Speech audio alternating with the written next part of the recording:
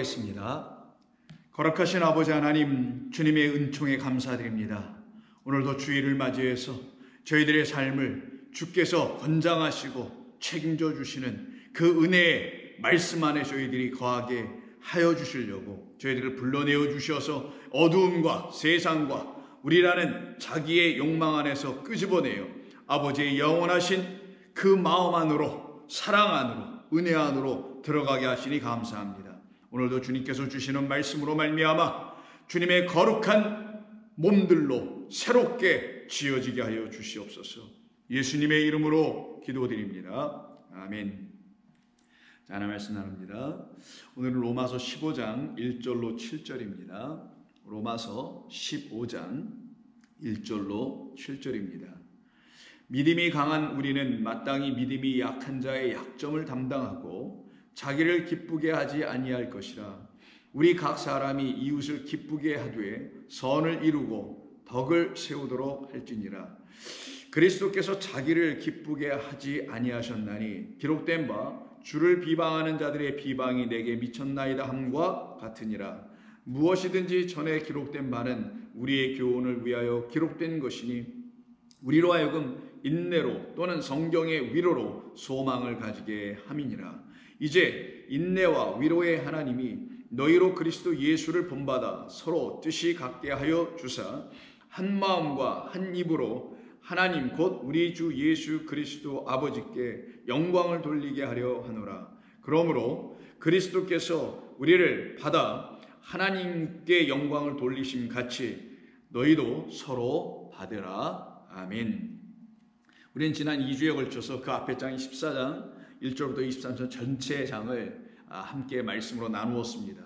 이 말씀을 나누면서 우리에게 하나님께서 깨달아 알게 하신 것은 믿음이 있는 자와 믿음이 없는 자가 이 세상에 함께 공존하여 있는 것인데, 먼저 그 믿음을 갖게 되어 그 믿음으로 부유한 자들은 믿음이 없어서 부유함을 갖지 못하니 풍성함이 없어서 연약하고 여전히 세상의 기준이 아닌 하나님께서 보시는 하늘의 기준으로 볼 때는 가난한 자 되어 있는 그 상태에 있는 형제와 자매들을 업신여기거나 그들의 의견을 비판하지 말고 그들을 다 받아들일 수 있어야 한다고 말씀하죠. 그럼 어떤 사람들이 그 믿음이 연약한 자들을 받아들일 수 있는 거냐? 14장 1절에서 이미 말씀하고 있는 것처럼 믿음이 연약한 자를 너희가 받되 라고 하는 그 너희는 2절에 나타난 모든 것을 먹을 만한 믿음이 있는 사람들, 그들을 너희라고 했던 것입니다.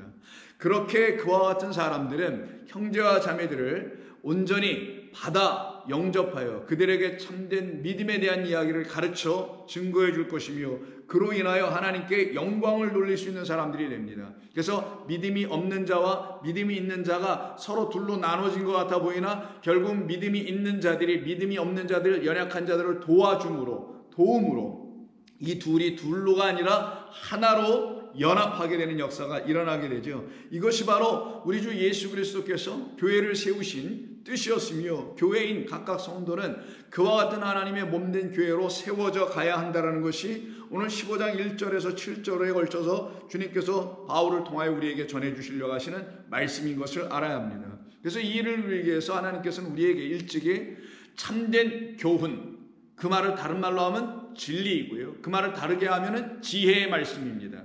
지혜의 말씀, 그 교훈, 진리라는 지식은 하나님을 알게 하는 지식이요, 그리고 나의 영혼이 하나님이 없이는 살 길이 없으며 그거는 무의미하고 아무것도 아니며 그냥 먼지며 헛된 것에 불과하다는 사실을 알게 해주는 그 교훈을 어디로부터 얻을 것이냐?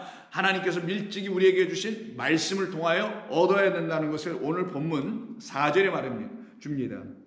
무엇이든지 전에 기록된 바는 우리의 교훈을 위하여, 우리를 가르치기 위하여, 이 말이죠. 이 하나님의 말씀 성경은 우리를 교훈하기 위하여 진리의 지식을 갖게 하고 사람의 지혜가 아닌 하나님의 지혜의 영을 통하여 그 지식, 지혜를 갖게 해주기 위한 교훈이었으니 그 교훈을 위하여 기록된 것이니 우리로 하여금 인내로 또는 성경의 위로로 소망을 가지게 하려 합니다.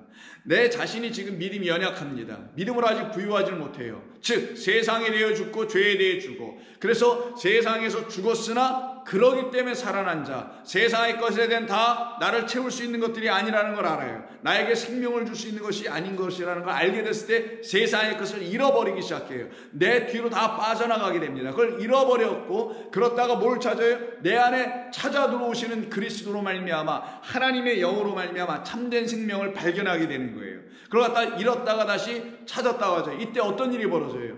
그때 그 우리라는 아버지와 아들은 하나가 되어 즐거웠다고 하는 말씀을 우리가 지난주에 누가복음 15장의 말씀을 통해 살펴본 것을 여러분 기억하실 것입니다.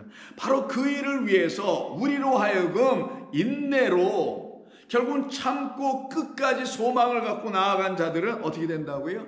바로 그 하나님이 우리에게 주시려고 하셨다는 선물을 받게 돼요. 왜? 그들의 인내는 자기의 기다림, 참고 견딤 때문에 인내한 게 아니라 하나님이 주신다는 약속을 믿었기 때문에 인내했던 것뿐이거든요.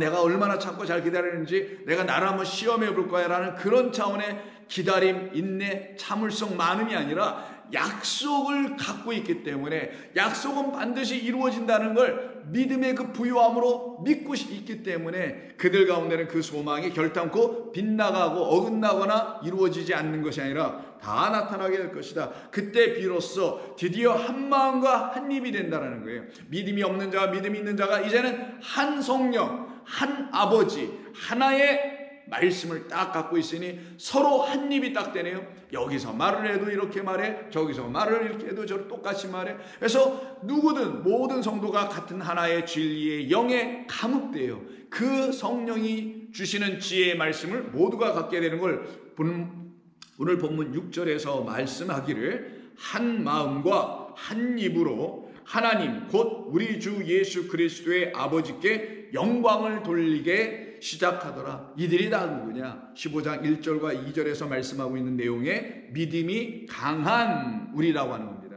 이때 지금 강한이라고 한 표현은 표현이 좀 어색합니다만은 이 믿음이 강하고 또 믿음이 적고 이런 말로 우리가 교회에서 많이 사용을 하잖아요. 그래서 저 자매님, 저 형제님은 믿음이 아주 강해. 그래서 어떠한 시련에도 이겨내고 있고, 그리고 그 믿음으로 이분 살아가는 게 그분의 신앙생활에서 이렇게 나타나 보여져. 그래서 그분의 이 겉의 모습, 신앙생활의 모습, 소위 교회 생활의 모습, 혹은 교회가 내놓고 가르치고 있는 어떤 차원, 이 눈에 보이는 교회라는 걸 세워가기 위해서 만들어 이렇게 성도라는 교인들에게 내놓고 이대로 하시오 해서 그걸 잘하는 사람들을 대개 교회가 뭐라고 하냐면 믿음이 있는 사람, 혹은 더 나아가서 믿음이 강한 사람이라고 얘기를 하죠. 그래서 좀 문제가 있습니다. 그러나 교회, 어떤 교회? 보이는 교회가 아니에요. 보이지 않는 영원한 아버지의 장막이 되어 있는, 그래서 그 장막에 우리 주님께서 거하시는 장막, 바로 저와 여러분 보이지 않는 교회에게, 이게 하나님의 몸된 교회를 말하는 거거든요. 하나님께서 우리를 당신의 몸 삼으셨다라는 거예요. 당신의 영을 놓으실 몸으로 우리를 삼으신 것을 집 짓는 걸로 설명해 주시죠. 바로 그렇게 그 하나님이 하시는 모든 일들을 깨달아 알아가게 된 사람들은 눈에 보이는 교회가 아니라 눈에 보이지 않는 영원하신 아버지의 장막, 그 장막이 곧 자기 자신이요, 그 자신을 성령이 거하시는 전이 된 사람들이죠. 이들 안에 뭐가 있냐? 믿음이 있는데 그 믿음은 강하고 약하고가 아니에요. 그런 의미의 강한 게 아니라 여기 두나미스니까 능력이 있다라는 거예요. 이 능력은 세상을 이기는 능력이에요. 이 능력은 거짓을 물리칠 수 있는 능력이에요. 이 능력은 믿음의 연약함들을 온전한 그 부유한 믿음을 갖게 하는 능력이에요. 그런 믿음을 갖고 있는 우리는 마땅히, 그러면 그 믿음이 없는 연약한 자, 약한 자의 약점을 담당하게 될 것이다. 여기서 먼저 약한 자라고 되어 있는데, 이 약한 자는 앞에 사용된 그 두나미스에 대한 반이어라고 하죠. 반대말. 소위 그래서 여기다가 아자가 하나 붙여서 아두나미스일 뿐입니다. 그러면 이건 어떤 의미냐면, 그 믿음이 없어서 여전히 그 능력이 나타나지 않아 세상에 대하여 죽질 못해. 세상의 것에 보이는 것에 대해 잃어버리질 않아. 그래서 하늘의 것에 대해 부유함을 여전히 누리질 못해. 그래서 세상에서 가난한 자 같으나 하늘의 것으로 부유하니 많은 영혼들에게 그 부유함을 부유하게 할 수 있는, 부유하게 만들 수 있는 그런 능력을 갖춘 사람이 바로 믿음이 있는 능력 있는 사람들이거든요. 근데 거기에 반해서 이 약한 자라는 아두나미스니까 그 능력이 없는 사람들은 그걸 갖다 믿음이 약한 자라고 표현하는 거예요. 연약한 사람들이라고 표현하는데 사실은 아두나미스고요. 그런 사람들은 어떤 문제를 갖고 있어요. 그것이 없으니까 세상에 맨날 치여. 세상에 보이는 것들에 걸려 넘어져. 세상의 소리들에 혼잡해져. 그래서 우왕좌왕 마음을 못 잡아요. 그리고 자기의 삶에서 나타나는 여러 가지 혼란스러운 일을 경험할 때마다 더 정신이 없어. 그러다 보니까 엉뚱하게 막 하나님을 막 붙잡으려고 그래. 그래서 막 그렇게 붙잡는 모습, 막 메어달리는 모습을 보고 저분이 저런 어려운 가운데서 그냥 하나님을 자꾸만 붙잡으려고 하네. 그래서 그런 겉의 모습만 보고 그를 평가해, 판단해. 그걸 정죄한다고 그러는 거예요, 성경은요. 그걸 함부로 판단한다고 하는 거예요. 여러분들은 그러지 말아야 되는 겁니다. 그 겉의 모습을 가지고 여러분들이 판단하거나 바라볼 게 아닌 거예요.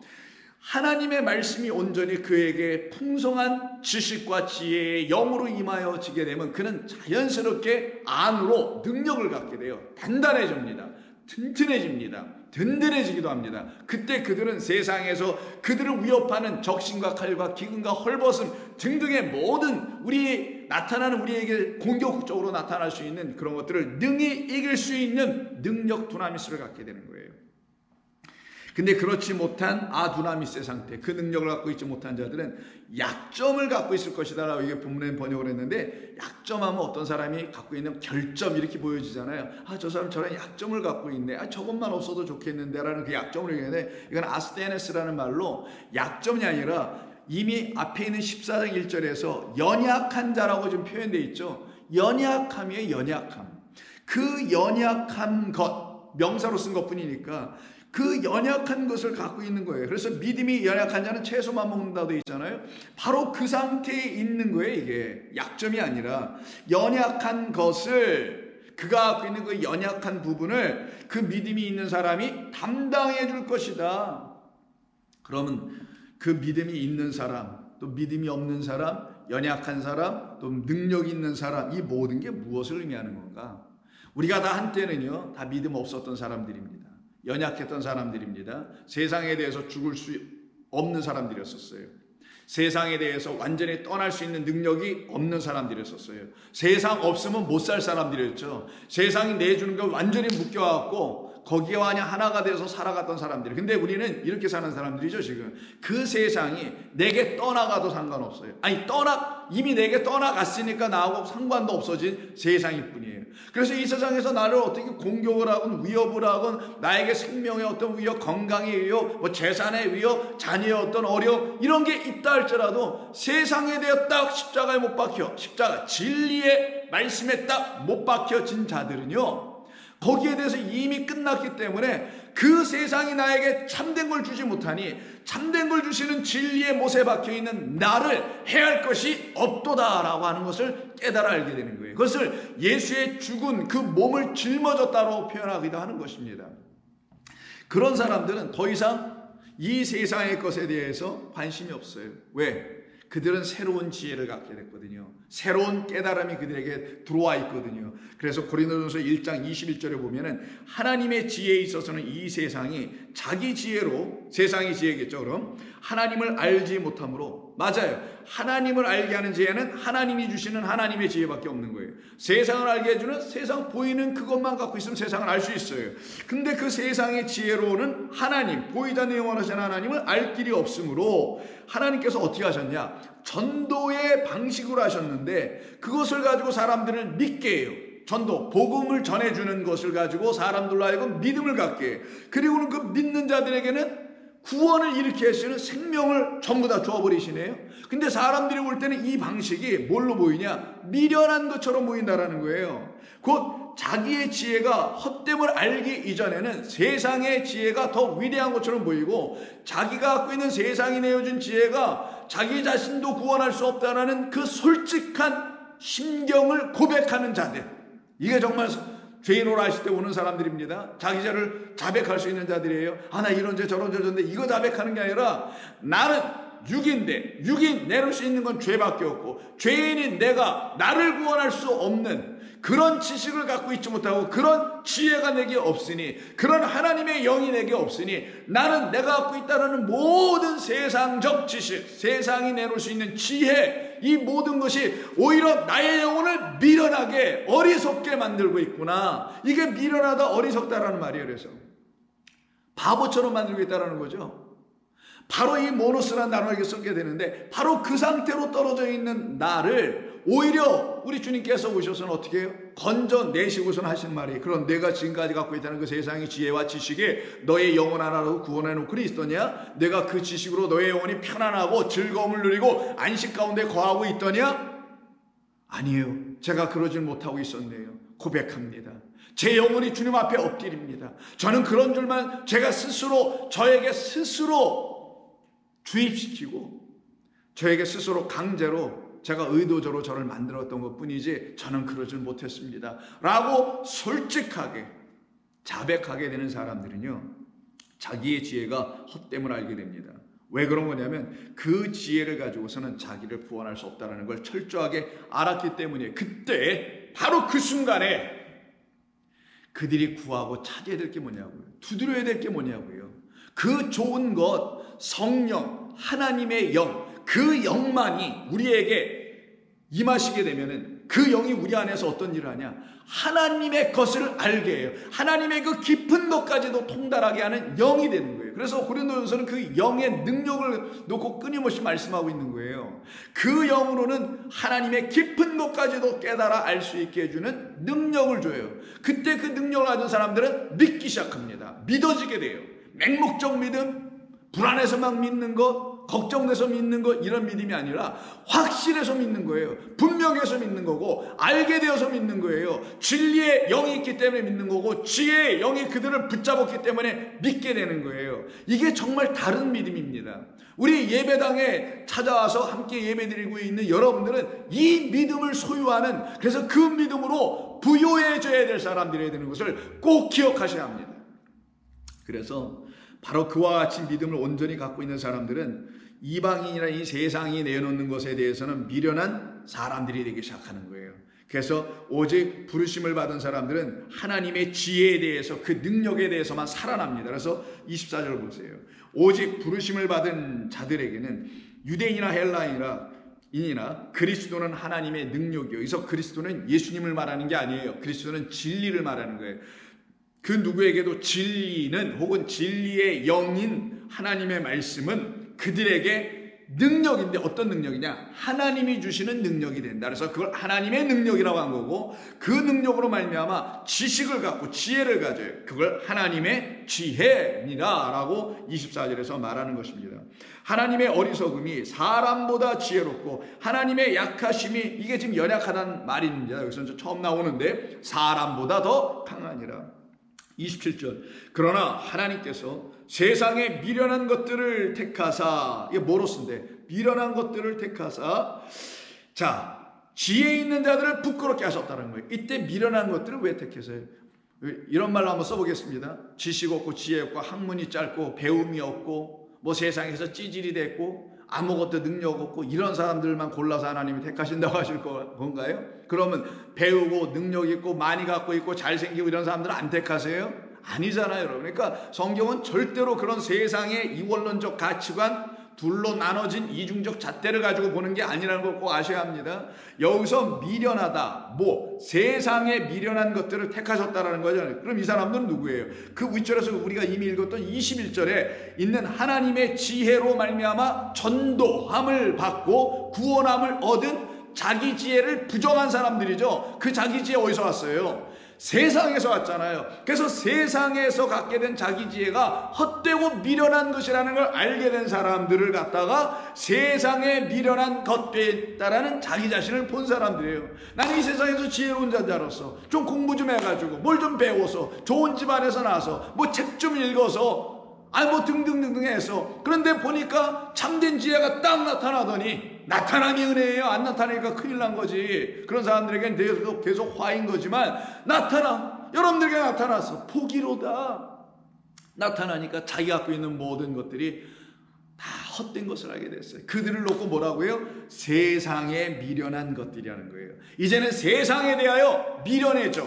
세상에 대하여 뭘 찾으려고 하지 않아. 세상으로부터 뭔가를 거두어들이려고 하지 않고 발견하려고 하지 않아. 그래서 세상에 대해서는 아무것도 몰라. 나는 세상에 대해서 foolish해. 나는 바보야. 나는 어리석어. 그러나 나는 하나님께 대하여는 난 바보스럽지 않아. 나는 하나님께 대하여는 어리석지 않아. 하나님의 말씀에 대해서는 나는 알기를 원해. 지혜롭기를 원해. 깨닫기를 원해.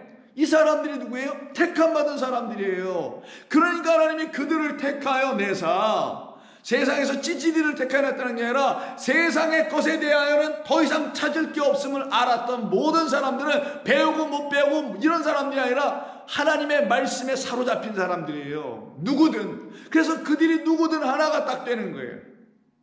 같은 말을 통용할 수 있는 사람들이 되는 겁니다. 그래서 세상에 미련한 것들을 택하신 거예요. 세상에 대해서 죽은 자들을 택하신 거고 세상의 것들을 잃어버린 자들을 택하셔서 그들을 어떻게 해요? 다시 살려내시고 다시 하나님의 것만 발견하게 하시는 거예요. 무엇? 살려낼 때 그들 안에 있었던 무엇? 생명, 영, 그 영을 주시고 생명을 주시는 주님의 말씀을 다 발견하게 하는 겁니다. 그래서 세상에 미련한 것들을 택하사 지혜 있는 자들을 부끄럽게 하려 하시고 세상에 약한 것들을 택하사 강한 것들을 부끄럽게 하신다. 이게 얼마나 역설적이나 얼마나 은혜로운 말씀이에요. 그래서 세상에서 내가 이제 연약해졌으나 하나님의 것으로 믿음이 부유해지는 그런 사람들이 되죠. 근데 믿음이 아니라 연약하다는 건 뭐예요? 반대겠죠. 세상의 것에 대해서는 막 차고 일어나고 넘치는데 내 안에 하나님께서 대해서는 아무것도 없어. 너무 없어. 이게 바로 믿음의 연약한 자들이라는 거예요. 바로 그와 같은 우리들을 하나님께서 거기서 건져내시는 거예요. 하나님의 지혜의 복음 안에서 비로소 자기 자신의 어리석음을 깨달아 알게 되고 연약함을 깨달아 알게 된 사람들이 거기서 건져지는 거예요. 그래서 그들은 더 이상 모래 위에 집을 짓는 그 어리석은 자가 되지 않아요. 그래서 여기 미련하다는 말이 어디입니까? 그 마태복음 7장 6절 이하에 있는 건가요? 거기에 있는 그 어리석은 자라 했잖아요. 26절에 있는 그 모래 위에 집 지은 자, 그런 자 똑같은 뭐로 쓰는데 그런 자가 되지 않아요. 더 이상 반석이라는 그리스도라는 진리의 머릿돌 위에 딱 자기라는 집을 세워요. 그게 보이지 않는 그리스도의 몸된 성전입니다. 그렇게 지은 사람들은 무너지지 않아요. 어떤 것이 와도 흔들려지지도 않게 되는 거룩한 주의 백성으로 딱 세워지게 됩니다. 이들을 놓고 뭐라고 하는 본문에서 그들이 바로 믿음 없는 연약한 자들을 맡게 될 것이고 받아들이게 될 것이고 그들을 도울 것이며 그들의 영을 오히려 말씀으로 도와서 기쁘게 만들어 놓을 것이며 이것이 하나님의 거룩한 뜻이다. 그들을 갖다가 말씀의 일꾼들이라고 하는 거예요. 그래서 바울은 지금 로마 교회를 향하여서 여러분 모두가 그 말씀의 일꾼이 된다는 것을 증거하고 있었던 겁니다. 그래서 고린도전서 4장 1절을 보시면 사람이 마땅히 우리를 그리스도의 일꾼이요 그리스도의 지혜의 말씀을 갖고 있어야 일꾼 되는 거예요. 아무것도 갖고 있지도 못하는데 어떻게 일꾼을 낼 거예요? 하나님의 비밀을 맡은 자들이다. 딱 분명히 얘기하죠. 그럼 이런 사람들은 어떻게 하냐? 10절에서 이런 말을 합니다. 우리는 우리에게 그 일을 맡기신 하나님의 비밀을 맡기신 복음의 비밀을 맡기신 일꾼들인 우리는 그리스도 때문에 어리석은 것 같아 보여. 그리스도 예수 때문에 세상에서는 어리석은 것처럼 보여. 그러나 하나님의 지혜에서는 결단코 어리석은 자들이 아니었었어요. 그래서 보십시오. 우리는 그리스도 때문에 어리석으나 너희는 복음을 들어 믿음이 연약한 상태에 있으니까 그 복음 듣고 믿음이 온전하여 부유해져야 될 너희는 그리스도 안에서 이제 지혜로워야 되고 우리는 약하나 이게 오늘 본문에서 약하다는 얘기예요. 믿음이 없어서 연약한 우리는 약하나가 믿음이 없어서 약한 게 아니라 믿음이 없는 사람들 앞에서 강한 모습으로 쓰면 더 기죽잖아. 믿음이 있다고 했는데 막 들고 뛰어 알고 보니까 믿음도 아니야 진리도 아니야 지혜도 아니야 그런 사람들이 뛰게 돼 있어요. 그래서 믿음이 연약한 사람들 오히려 실족하게 만듭니다. 교회에서 하는 걸 보면은. 근데 믿음이 온전해.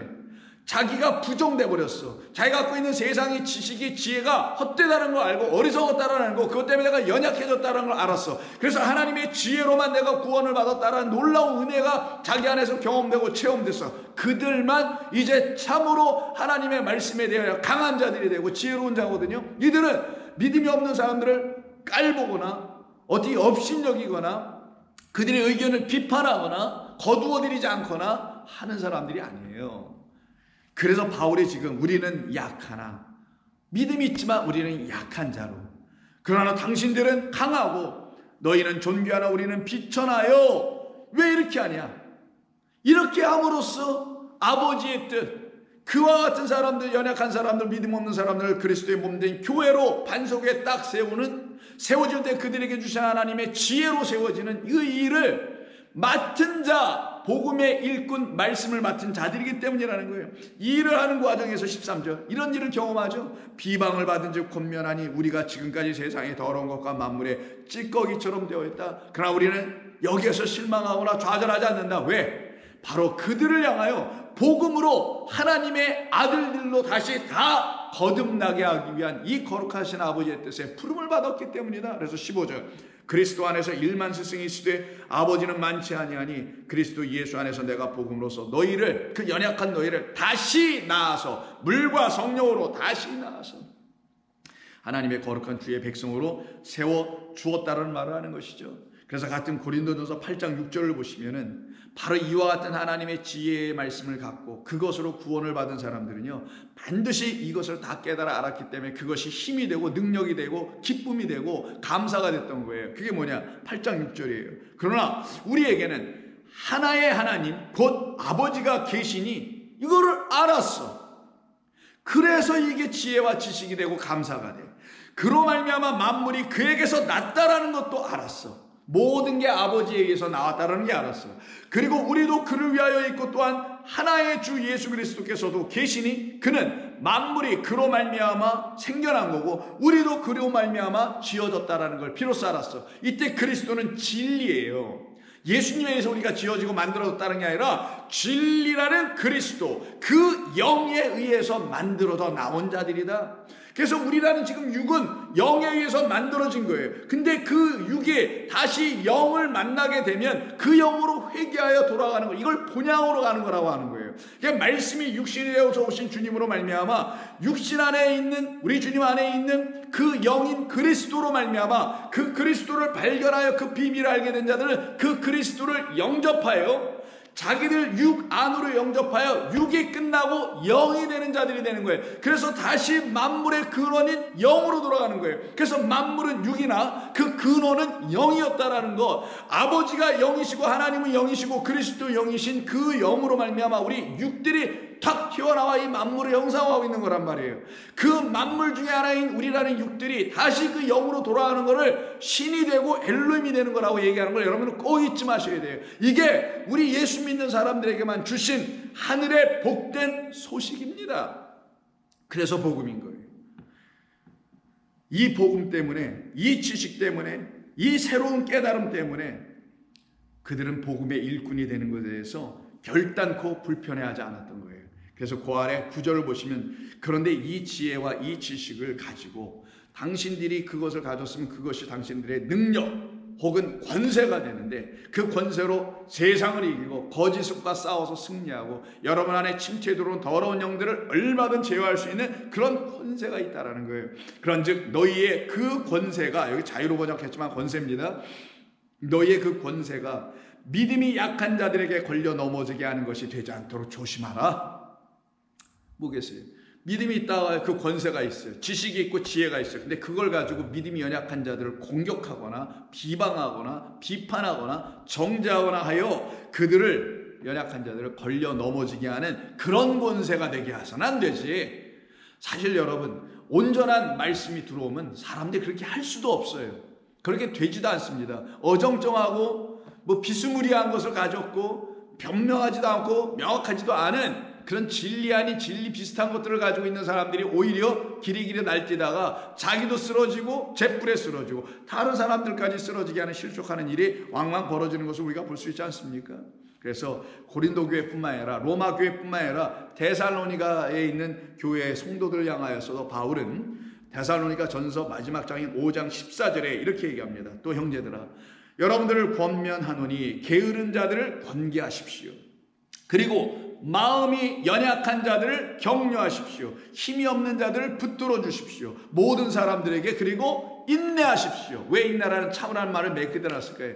이런 일이 하루아침에 이루어지는 게 아니라 아무리 붙들어줘도 또 연약해지고 또 쓰러지고, 그러면 권면하고 권계하고 격려하고 계속 끝까지 인내하라는 거예요. 그래야 이 연약한 자들, 믿음이 없는 자들이 믿음을 하나님께서 결국은 갖게 해주시는 은혜의 역사가 그들 가운데 나타나게 되죠. 바울뿐만 아니었습니다. 모든 복음의 일꾼들은 다 똑같아요. 예를 들어 베드로의 경우를 한번 볼까요? 베드로서 3장 7절 이하를 보시게 되면, 베드로가 남편들아 너희 아내들을 이렇게 섬겨야 해 라고 하는 남편들의 주는 말이 있어요. 자, 7절, 남편들아 이와 같이 지식을 따라 너희 아내와 동거하고, 이때 동거가 같은 집 안에 거한다라는 거예요. 이때 집은 물론 남편 아내가 같은 집에 사는 거겠죠. 그건 뭐 따로따로 사나요? 근데 그런 의미가 아니라 남편과 아내 둘 다 모아 성도를 얘기하는 거예요. 성도된 너희들은 같은 집 오이코스, 그 안에 거하는 자들, 아버지의 영원한 집에 거하는 자들이라는 거예요. 그렇게 그 거할 수 있는 일을 무엇이 만들어줬냐? 지식을 따라냈다고 하잖아요. 지식의 근거에 어떤 지식? 깨닫게 하는 지식이에요. 하나님을 알게 하는 지혜의 지식에 따라서 그렇게 영원하신 아버지 집에 이제 남편과 아내의 관계, 육적 관계만이 아니라, 그건 뭐 당연히 있겠지만 영적인 관계, 아버지의 자녀된 관계로서 함께 거하고, 그를 더 연약한 그릇이요, 누구를? 그 아내를 더 연약한 그릇이요, 또 생명의 은혜를 함께 이어받을 자로 알아 귀히 여기라. 이때 아내, 남편을 썼습니다. 먼저 남편들을 향한 말씀이고, 그 남편들이 준비가 되어 있으면 아내, 그 연약한 그릇들을 그렇게 하나님께서 온전히 당신의 믿음을 갖게 해줄 수 있는 사람들로 이렇게 세워져 가라고 그 남편들을 향해서 권면하고 있는 거잖아요. 반대로 읽어볼까요? 만약에 아내가 먼저 믿음이 있는 자가 되어 있고 남편이 연약한 믿음을 갖고 있으면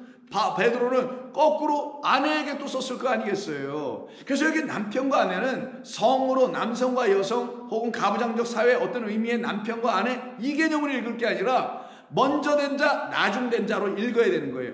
하나님의 말씀이라 씨를 생명 갖고 있는 자, 그렇지 않은 자. 그래서 그 후에 6절에서 이런 말을 먼저 한 겁니다. 사라가 아브라함을 주라 칭하였던 것은 그가 그에게, 아브라함이 사라에게 뭘 줄 거기 때문에, 성경에서 말하는 하나, 씨를 줄 자기 때문에, 씨를 주면 생명 주는 거고 말씀 주는 거고 하나님이 영을 주는 거니 그가 누가 돼요? 그에게 주가 되는 거예요.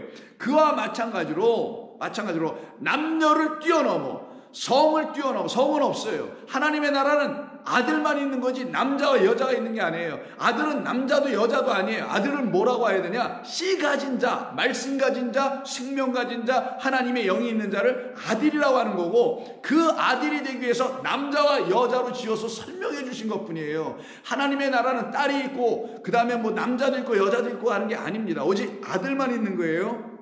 그래서 사라의 얘기를 썼던 겁니다. 그러면 여자도 아들이고 남편도 아들이에요. 아내도 아들이고 남편도 아들이에요. 둘 다 하나님의 씨를 갖고 있다면. 그런데 우선 좀 비유로 말하는 겁니다. 만약에 그 여자, 아내가 된 사람이 그 씨 생명을 갖지 못하여 아들이 아직 안 되어 있더라면, 남편들아 너희 사라와 아브라함의 관계를 봐라. 아브라함 먼저 그 남자에게 씨를 갖게 하서 그 씨로 말미암아 아내에게 줘서 그 아내가 그 씨를 갖고 그들도 다 아들이 됐던 것처럼, 너희 중에 지금 먼저 씨를 갖고 있는 자가 남편이든 아내이든 그들은 서로를 어떻게 하라? 도우라. 서로를 받아주어라. 그래서 하나님의 거룩한 집으로 서로 지어져 감이 마땅한 것이다라고 지금 베드로 사도도 지금 이야기하고 있는 겁니다.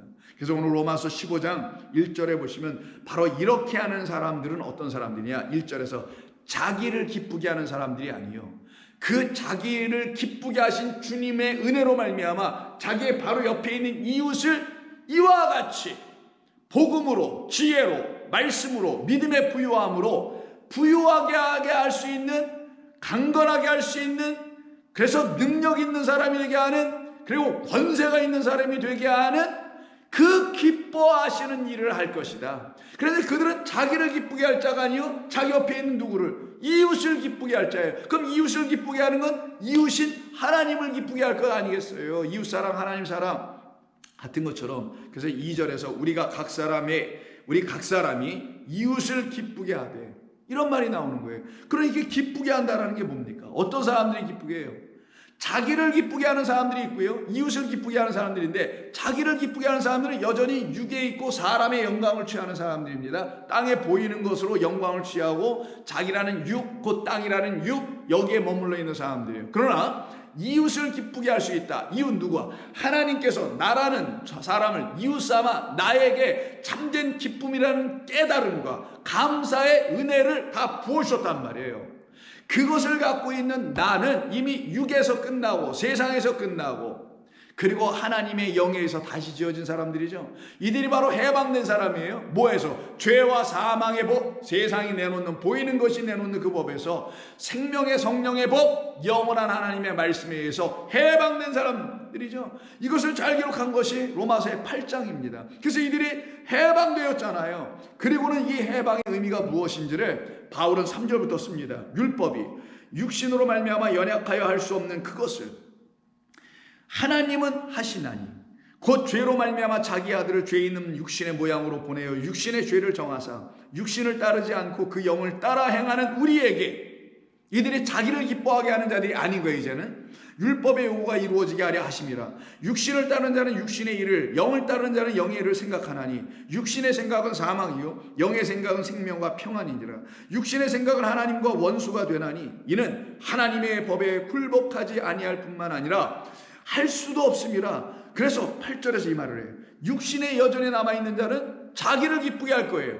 그러나 육신에서 넘어와서 영에 거한 자, 참된 하나님의 말씀 안에 들어와 있는 그 지혜로운 자들은 하나님을 기쁘시게 할 수 있게 되는 거예요. 그런데 육신에 있는 자들은 그 하나님을 기쁘시게 할 수 없다라고 8절에서 말하는 거예요. 그러면 다시 오늘 본문에서 뭐라고 합니까? 하나님을 기쁘시게 하는 사람, 곧 그 말은 죽어가는 영혼, 이웃이란 영혼, 같은 신앙의 공동체 안에서도 믿음이 연약한 그 성도들을 어떻게 해요? 기억하고 그들을 위해 기도하고 그들에게 뭐를? 바로 하나님의 영을, 말씀을, 진리를 주려고 하는. 근데 줄 때 어떻게 해요?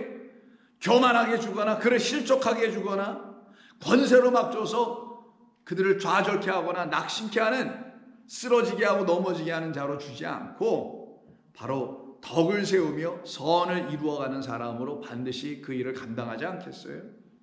바로 그런 사람들이 되는 거예요. 그래서 그들은 자기를 기쁘게 하지 아니하고 이웃을 기쁘게 할 수 있는 사람들로 반드시 세워집니다.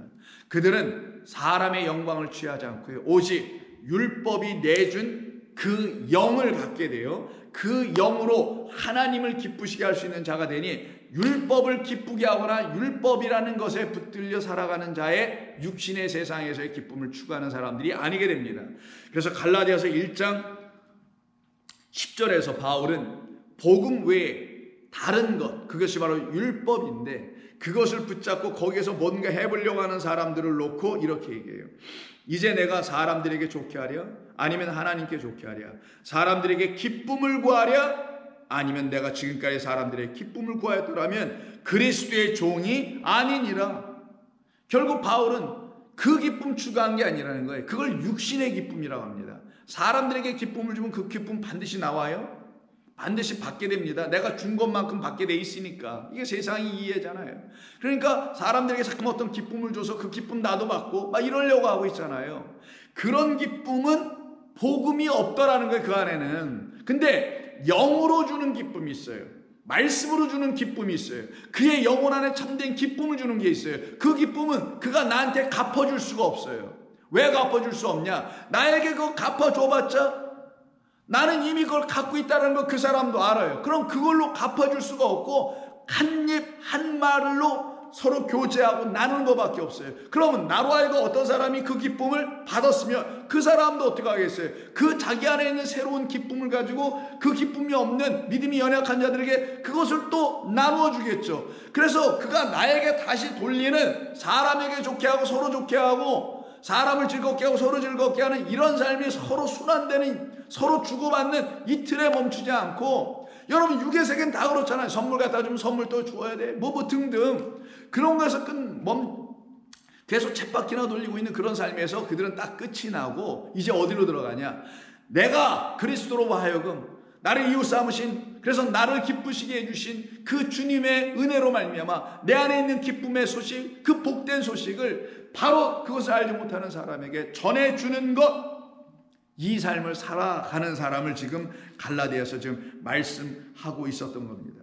그러니 이들은 어떻게 합니까? 오직 하나님만을 기쁘시게 하는 사람들로 세워지겠죠. 그래서 데살로니가 전서 2장 4절을 보시면은 오직 하나님께 옳게 여기심을 입어 복음을 위탁받았으니 우리가 이와 같이 말함은 사람을 기쁘게 하려 함이 아니요 오직 우리 마음을 감찰하시는 하나님을 기쁘시게 하려 합니다.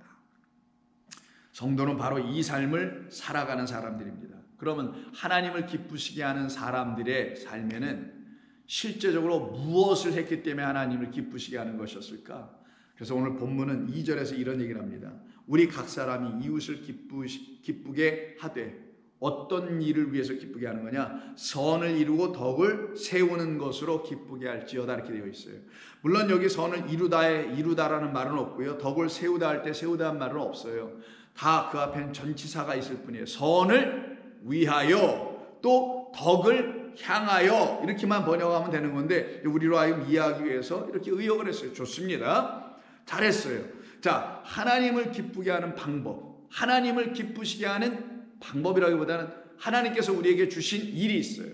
그 일을 가지고 해야 하나님을 기쁘시게 하는 거고, 하나님을 기쁘게 한다는 건 이웃을 기쁘게 하는 것과 같아요. 마치 하나님을 사랑하고 이웃 사랑하는 것이 같은 것처럼. 그러기에 하나님을 기쁘게 한다라는 것은 선을 위한 일이다. 이때 선이 아가토스니까 위에 있는 것을 말해요. 하나님의 것, 참된 것을 의미하는 거예요. 그것을 내 이웃에게 세워주기 위하여, 내 이웃이 지금 그걸 아직 못 갖고 있어. 땅의 것은 많이 갖고 땅의 것으로는 부자가 돼서 오늘도 먹고 어떻게 해보자 라고 하는 그런 부자 같은 사람들은 많이 있는데, 하나님의 것, 위의 것, 참된 것, 그걸 위의 것이라고 하는 선한 것이라고 해요. 그 선한 것은 갖고 있지 못해. 그래서 그것을 그들에게 주는 일이 하나님께서 보시기에 기뻐하시는 일이며, 더 나아가 덕을 세우는 일이 하나님 보시기에 기뻐하시는 일이다. 근데 이때 덕이라고 번역한 요게 좀 문제가 됩니다. 이건 덕이라고 번역할 수 있는 게 아니에요. 자, 보십시오. 이웃이 지금 아직 믿음이 없어요. 믿음이 없다는 건 아는 것이 없어. 아는 것이 없다는 건 세상이 지혜로 가득하다는 거예요. 그래서 하나님 보시기에 미련한 자가 아니야. 어떤 의미에서 세상에 대해서 미련한 자가 아니라 세상에 대해서 아주 해박하고 아주 그냥 지식이 많은 사람이에요. 그런 사람 하나님 택하지 않고 하나님 미련한 사람 택하신다 그랬잖아요. 세상에 대해서 미련하나 하늘에 대해서는 부유하고 지혜로운 자를 택하는 거예요. 왜? 하나님의 복음의 일꾼은 하늘의 것을 알아야 그걸 가지고 나가서 전할 거 아니겠어요. 근데 세상의 것 지식만 잔 가득해. 그래서 입만 열으면 세상의 이야기만 주르륵 나와. 그 사람이 무슨 하늘의 것에 대해서 부유하고 세상에 대해서 미련한 사람일 수 있겠냐고요. 세상에 대해서 부유한 사람은 하늘에 대해서 미련할 수밖에 없다니까요. 그러기에 이와 같은 사람들을, 이웃을 다시 삼아 그들을 받아들여 그들에게 참된 믿음, 아는 것을 주고 그 믿음으로 진리에 이르도록 하게 하기 위한 목적이 무엇일까? 바로 이것에 있어요. 하늘의 것을 가지고, 그걸 선이라고 해요. 그것을 가지고 그들에게 덕을 세우는 게 아니라, 여기 덕이라는 단어에 이 덕이 아니고요, 이건 오이코도메인데, 오이코도메를 목적으로 해서 그것 때문에 일을 해야 된다는 거예요. 이 오이코도메가 뭐냐? 오이코스, 집이에요. 오이코스 집이라는 거에다가 도마인데, 도마는 뭐냐? 집을 질 때 여러분 집을 한번 적읍시다. 바닥서부터 다시고 점점점 기둥을 주춧돌 올려놓고 기둥 세우고 그 다음에 뭐 여러 가지 건물을 쌓아서 위로 점점 올라가서 마지막에 하는 게 뭐예요? 그 집의 꼭대기를 만들어야, 그걸 지붕이라 하든 첨탑이라 하든 어떤 마지막 부분, 그 마지막 것, 집을 질 때 그 마지막 것을 안 하면 그 집이 완성된 게 아니잖아요. 바닥만 짓고 끝나? 뭐 기둥만 올려나? 석가래만 올려나? 뭐 대들보만 올려나? 이게 끝이 아니잖아요. 다 완전하게 줘야죠. 그래서 마지막 하나를 딱 집어넣고 마지막 하나를 딱 끼워놓고 마지막 하나를 딱 만들어서 씌워놓든 뭘 하든 해서 끝을 내야만이 이거 집 잘 졌네, 멋지네, 이렇게 말할 수 있잖아요. 멋지게 져놨는데 어디 구멍이나 있거나 멋지게 졌는데 기와장 하나가 없거나 뭐 이러면 되겠어요? 마찬가지. 완전히 지어야 되는 거고 마지막 끝까지 지어야 되는 거고 그 마지막 것. 그래서 이 도마라는 말이 하우스 탑이라는 거예요. top of the house. 그러니까 집의 꼭대기, 지붕 꼭대기 이런 의미를 갖고 있어요. 그럼 의미가 뭐냐? 무슨 꼭대기를 지고 마지막 이런 게 아니라 집을 하나 지을 때는 시작이 있고 끝이 있어야 되지 않겠느냐. 그래서 그 마지막까지 다 짓는 것, 이걸 도마라고 하는 거예요. 그래서 집이라는 말에 그 집을 질 때 쓰는 마지막 것. 그래서 오이코 도매는 building이라는 의미로 쓰이고 지은다, 세우다, 건축하다 이런 말에서 나오는 거예요. 그럼 뭐를 건축하셔야 되나? 하나님께서 우리를 어떤 존재로 지으시는 건가요? 당신의 몸된 교회, 당신의 성령이 거할 수 있는 성령의 전으로 우리를 지으시는 거죠. 그걸 다른 말로 교회라고도 하죠. 하나님의 전이라고 하죠. 우리가 바로 그런 자들로 세워져야 되는 거예요. 그걸 완성 끝이라고 하는 거예요.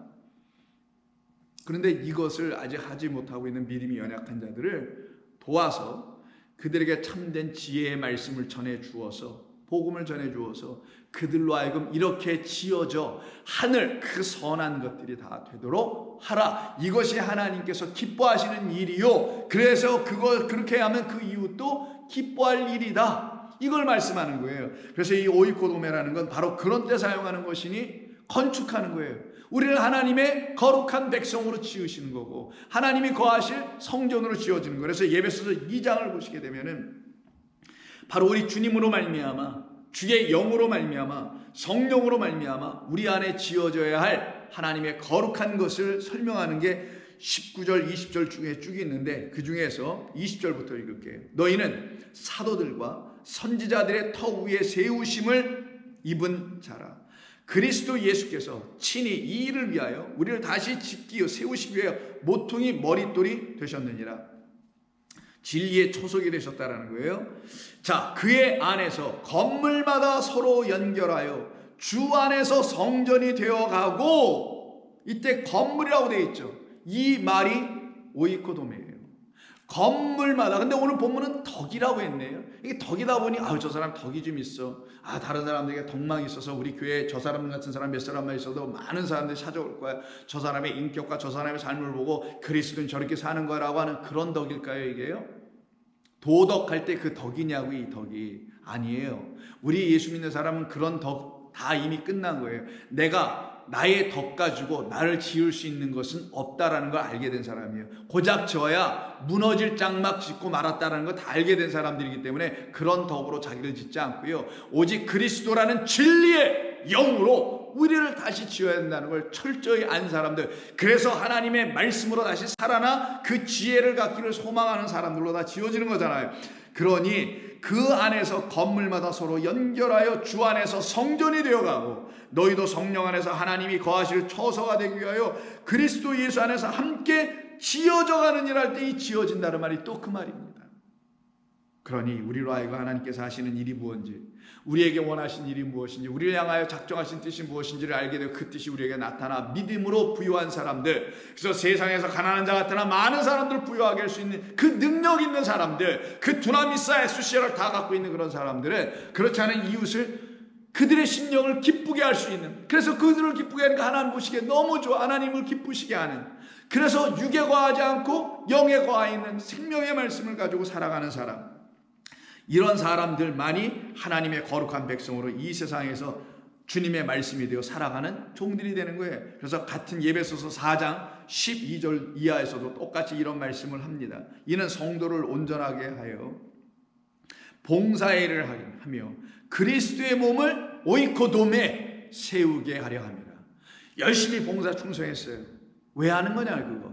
이 눈에 보이는 교회 잘 관리하고 지어고 많은 사람들 모아서 이걸 유지하기 위해서요? 그 뭐 유지해서 얼마나 갈 거고. 자, 그 얘기는 더 이상 할 필요 없고, 이는 성도를 온전하게 할 목적 때문에 그러는 거예요. 그것 때문에 봉사, 충성, 열심, 수고, 애씀, 눈물, 기도, 헌신, 도움, 사랑, 긍휼, 베품, 인내, 이런 모든 걸 우리 안에 주신 겁니다. 그거 주신 걸 가지고 그리스도의 몸을 각 사람 심령들 안에 어떻게 한다고요? 오이코돔에 완성하는 거예요. 완전히 세워버리는 거예요. 그때 하나님 보시고 너 내 것이네, 그러니 내가 너 안에 들어가리라, 너와 함께하리라. 바로 이것을 놓고 우리가 다 하나님의 아들을 믿는 것과 아는 것 일에 하나가 돼요. 온전한 사람을 이루는 거라고 하는 거예요. 그게 그리스도의 몸이 되는 거예요. 그리스도의 장성한 분량에까지 우리가 이르게 될 것이다. 16절 14절 오직 사랑 15절부터 오직 사랑 안에서 참된 것을 하여 범사에 그에게까지 자랄지라. 그는 머리니 곧 그리스도라. 그래서 모든 집을 줘도 그 집의 꼭대기 곧 몸으로 말하는 몸의 머리 그리스도에게까지 자라는 게 아까 오이코도메의 도마라는 꼭대기 탑이었던 거예요. 그래서 우리를 하나님께서 당신의 영으로 다시 지어내시면 우리가 다 뭐가 돼요? 그리스도가 되는 거예요. 그 머리로 자라나는 거예요. 그 하나님의 영이 되는 거예요. 진리를 가진 자들이 되는 거예요. 그에게서 16절 온몸이 각 마디를 통하여 도움을 받음으로 연결되고 결합되어 그 지체의 분량대로 역사하여 그 몸을 자라게 하며 사랑 안에서 스스로 오이코도메, 이게 세운다라는 단어예요. 오이코도메 할 것이다, 세울 것이다. 그렇게 세우는 사람이 바로 누구냐? 알고 보니까 오늘 본문에서 15장 1절부터 7절에서 쭉 말씀하고 있는 믿음의 부요함으로, 하나님의 말씀의 진리의 풍성함으로, 그 지혜의 영에 감동되는 하나님을 아는 것으로 말미암아 육에서 끝나 영으로, 그래서 그 영으로만 하나님을 기쁘시게 할 수 있는 하나님의 백성들입니다. 이들이 바로 주의 나라의 일꾼이요 복음을 맡은 충성된 종들입니다.